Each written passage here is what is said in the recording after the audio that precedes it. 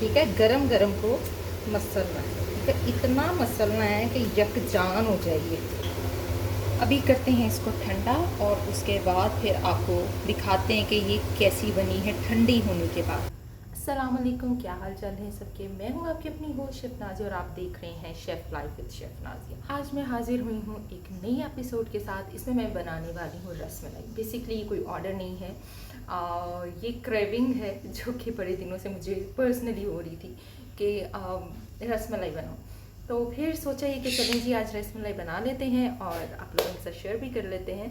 तो रसमलाई मैं बना रही हूँ दूध के साथ, मिल्क पाउडर के साथ नहीं बना रही। ये मैं बेसिकली बना रही हूँ कॉटेज चीज़ के साथ, जिसको मैं खुद निकालूंगी कॉटेज चीज़ को और उसके बाद उसका प्रोसेस आपके साथ शेयर करूँगी। तो चलें जी स्टार्ट करते हैं अपनी rasmalai with cottage cheese. Okay जी, 2 किलो दूध है मेरे पास, फुल फैट मिल्क। ठीक है, इसको मैंने गर्म होने के लिए रख दिया। गर्म हो चुका है, ऑलमोस्ट अच्छे से गर्म हो चुका है। लेमन जूस है मेरे पास, मैंने तकरीबन 3 खाने के चम्मच है। ठीक है, लेमन जूस। अब मैं इसको इस तरह डाल दूँगी। ये फुल हॉट हो चुका हुआ है। ठीक है, ये मैंने ऐसे डाल दिया। जस्ट लिटिल बिट इसको हमने स्टर करना है। ठीक है, जब कॉटेज चीज़ निकालनी होती है तो देन बस इतना स्टर करना है। ठीक है, ज़्यादा नहीं करना, वरना वो क्या होगा, जो कॉटेज चीज़ होगी ना वो फटना शुरू हो जाती है, यानी कर्डली हो जाती है, लैदा लैदा हो जाती है। तो कोशिश करें कि इतना ही इसको करें। और ये देखें मैंने हल्का सा स्टर किया, ये देखें। ठीक है, ये देखिए जी, ये फट भी गया फौरी। और चूल्हा मैंने कर दिया है बंद। अब हम इसको एज इट इज़ पड़े रखेंगे।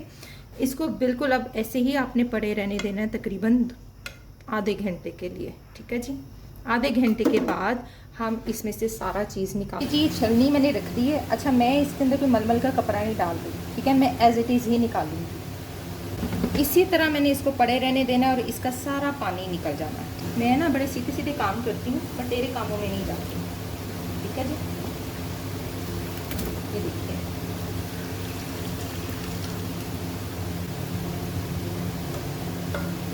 आप देख रहे होंगे कि ये कर्ड कितने बड़े बड़े हैं, क्योंकि मैंने इसको मिक्स नहीं किया था। आपने भी मिक्स नहीं करेंगे तो ऐसे बड़े बड़े कर्ड्स निकलेंगे। अगर आप इसको मिक्स कर देंगे ना तो फिर आपको मलमल के कपड़े की ज़रूरत पेश आएगी। अब थोड़ा सा पानी पर से बहाएंगे ताकि लेमन जूस जो है वो इसका निकल जाए।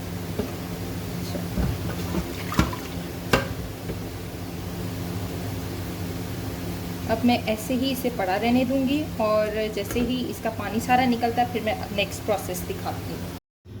ओके जी, दूसरी तरफ आ जाइए। एक तरफ मैंने कॉटेज चीज़ रेडी कर ली है। अब दूसरी तरफ मैंने 2 किलो दूध रखा हुआ है पकने के लिए। इसके अंदर मैं 5 अदद इलायची डाल दूंगी। साबुत इलायची डालनी है, अगर आप पाउडर डालना चाहें तो डाल सकते हैं, लेकिन मैं साबुत इलायची पसंद करती हूँ। तकरीबन 1 कप जो है वो मैं चीनी डाल रही हूँ इसमें। मीठा जो है आपने अपनी पसंद से डालना है। ठीक है, कोई इसमें एक फ़िक्स पॉइंट नहीं है कि हाँ जी इतना ही डालना है। जितना आपको पसंद हो आप काइंडली अपने टेस्ट के अकॉर्डिंगली स्वीट डालिए। अब इसको हम पकने देते हैं तकरीबन इतना कि ये 1.5 किलो रह जाए। आधा किलो दूध को हमने पकाना है। ये देख लीजिए, कहीं से आपको कोई ये बाहर निकलता नज़र आ रहा है, मलमल के कपड़े की ज़रूरत पेश आ रही है, ये देखें कुछ भी नहीं, कुछ भी नहीं। देखें हल्का सा प्रेस करना है अपने, हल्का स्लाइटली, ताकि जो पानी है इसका एक्स्ट्रा वो निकल जाए। ठीक है, इस तरह से बारीक छलनी आपने ले लेनी है। अच्छा, ये 2 किलो दूध में से इतना कर्ड निकला है। अगर आप लोग दूध बढ़ाना चाहें तो वो आपकी अपनी मर्ज़ी है। ये देख लीजिए। अच्छा, ये ज़्यादा ड्राई हो गया ना तो जब आप इसको खाने लगेंगे तो ये बहुत हार्ड फील होगा। इसको ज़्यादा ड्राई भी नहीं करना। इसी पानी के अंदर ही हमने इसको मसल के इसकी गोलियां बना देनी है। इतना पानी छोड़ देना आपने कि ये मसलने के काबिल हो जाए। चलिए जी, अब मैं यहाँ पर डालूँगी पनीर को। ठीक है, अब इसको मसलना है। ठीक है, इतना मसलना है कि यकजान हो जाएगी। ये देखें, और ये काम हाथों से होना है, हाथों के बगैर नहीं होना। मेक श्योर इसको अच्छे से मसलना है, इसका दाना ख़त्म करना है आपने। लूक वार्म को, अगर ये प्रॉपर ठंडा हो गया तो ये बिल्कुल भी मसला नहीं जाएगा। ये मैं आपको बता के इसको मुलायम करना है। एक एक प्रोसेस गौर से सुना करें। मैं जो चीज़ें सिखा रही हूँ मैं प्रोफेशनल चीज़ सिखा रही हूँ आपको। इसको जूसी बनाने के लिए इसके अंदर 5% वाटर कंटेंट होना बहुत ज़रूरी है, जो कि मेरे हाथों से आपको पता चल रहा होगा। अगर ये बिल्कुल ड्राई होगा तो आपको पता चल जाएगा। अगर ये ज़्यादा ड्राई हो जाए तो इसमें थोड़ी सी आप मिल्क पैक क्रीम ऐड कर सकते हैं, उससे ये नॉर्मल हो जाएगा, इसके अंदर स्मूथनेस आ जाएगी। क्रीम नहीं है तो दूध ऐड कर लें, दूध नहीं है तो आपके पास घर में मलाई तो होती है मक्खन निकालने वाली, वो थोड़ी सी ऐड कर लें, मतलब कुछ भी आप थोड़ा बहुत ऐड कर लें, ठीक है। ऐसे इसको करते जाना है, यही प्रोसीजर इसका मुश्किल है। 1 टेबलस्पून कॉर्नफ्लोर मैंने इसमें डालना है, ठीक है, ये बाइंडिंग का काम करेगा। तकरीबन 10 मिनट लगते हैं इस प्रोसीजर को करने में, ये माइंड में रखिएगा। ये कोई 1-2 मिनट में नहीं हो जाना, 10 मिनट लेता है ये स्मूथनेस क्रिएट होने में। ये देखिए, अब जब स्मूथ होना है तो इसने ये देखो ऑटोमेटिकली इसने ये ऐसे हो जाना है, ठीक है। ये चीज़ याद रखनी है। अब ये देखिएगा, ये देखिए, ठीक है, अपना आप छोड़ दिया उसने ट्रे को। ऐसे ही थोड़ा थोड़ा लेकर इसको आप करते जाओ। ओके जी, अब हम इसकी कोई भी शेप दे सकते हैं, ठीक है। अच्छा, शेप जो है, मार्केट शेप जो है वो ये है, जो मार्केट शेप है वो ये चलती है, तो आपने, ठीक है, वो ये चलती है। और आप चाहें तो गोल गोल गोलियां बना सकते हैं, ये देखिए, राउंड शेप की, ये देखिए, जैसे चाहे आप इसको दे सकते हैं, वो आपकी अपनी मर्ज़ी है। आपने ये शेप पसंद है तो ये दे लें, ये पसंद है तो ये दे लें, ठीक है। तो मैं ये वाली शेप दूँगी। टोटल 18 ये निकली हैं स्टैंडर्ड साइज़ की, ठीक है। 2 किलो दूध में से जो हमने कॉटेज चीज़ निकाली थी उसमें से ये 18 बनी है। तो चले नेक्स्ट प्रोसीजर की तरफ लेकर चलते हैं। नेक्स्ट क्या करना है हमें, तो है ये मैंने 2 गिलास पानी रखा है बॉयल होने के लिए। इवन आधा कप चीनी डालूंगी, 3 इलायची जाएंगी और इसको हम पका लेते हैं। थोड़ा सा खोलता है जैसे ही, तो फिर हम इसके अंदर डालेंगे रसमलाई। जैसे ही इसके अंदर जोश आ जाएगा हम इसके अंदर रसमलाई डाल देंगे। इसमें आ चुका है जोश और चलेंगे हम डालेंगे इसके अंदर गोलियां जो बनाई हैं और इसको तकरीबन 10 मिनट के लिए पकाएंगे हम, ठीक है। तो अभी ये जोश आ रहा है इसके अंदर। ओके जी, दूसरी तरफ आ जाएं। दूध हमारा गाढ़ा हो चुका है, पक चुका है। अब मैं इसके अंदर डालने वाली हूँ क्रीम। फैट कोई भी टेट्रा पैक क्रीम ले लें, पूरा का पूरा आपने डाल देना है 1 कप, ठीक है, क्योंकि 1 कप ही उसमें से निकलता है।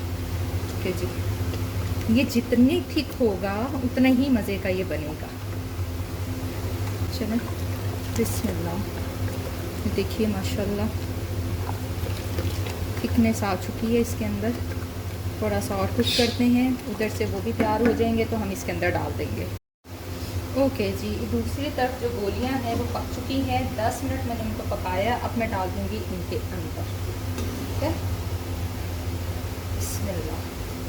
अब इनके अंदर हम तकरीबन 10 मिनट पकाएंगे,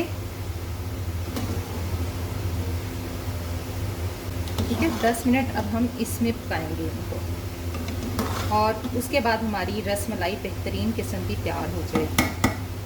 आफ्टर 5 मिनट में इसमें आलमंड्स ऐड करेंगे, ठीक है। आप लोग चाहें पिस्ता डाल सकते हैं, काजू डाल सकते हैं, तो मेरे पास आलमंड्स हैं। जो चीज़ घर पर हो काइंडली उसी के साथ काम करें। चीज़ को अपने सर पर चढ़ाएं ना कि ओ हो ये तो मेरे पास है नहीं, इससे तो रसमलाई नहीं बन सकती, या ये चीज़ नहीं है तो ये नहीं हो सकता, मलमल का कपड़ा नहीं है तो मैं कॉटेज चीज़ कैसे निकालूंगी। तो ऐसे कोई सीन नहीं है। मैंने आपके सामने बहुत आसान तरीके से एक प्रोडक्ट तैयार कर ली है। जो चीज़ें मेरे पास घर पर अवेलेबल थी मैंने उन्हीं के साथ काम किया और मैं ऐसे ही करती हूँ, ठीक है। तो काइंडली अपने काम को जो है वो ईजी करें। तो बस अब हम करने लगे इसको बंद और करते हैं सर्व।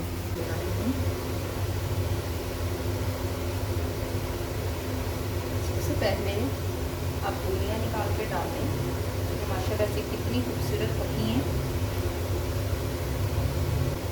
बाकी के जो आलमंड्स होंगे वो हम ऊपर से डाल देंगे, ठीक है। Like this. मेरी तो रसमलाई तैयार हो चुकी है और उम्मीद करती हूँ आपको मेरी रेसिपी ज़रूर पसंद आई होगी। बहुत ही सिंपल और आसान सी रेसिपी है, तो जी आपने ज़रूर इसे ट्राई करना है। आप अपनी मर्ज़ी से जैसे मर्ज़ी गोलियाँ बना लें। अब मैं इसे ठंडा होने के लिए रखूँगी और फिर इंशाल्लाह ताला जैसे ही ठंडी होगी हम इसे ट्राई करेंगे। ट्राई क्यों करना भाई, खाएंगे हम इसको इंशाल्लाह ताला। और आपने मुझे बताना है मेरी ये रेसिपी कैसी लगी और इंशाल्लाह ताला मुलाकात होगी नेक्स्ट एपिसोड में। तो जी अपनी दुआओं में याद रखिएगा।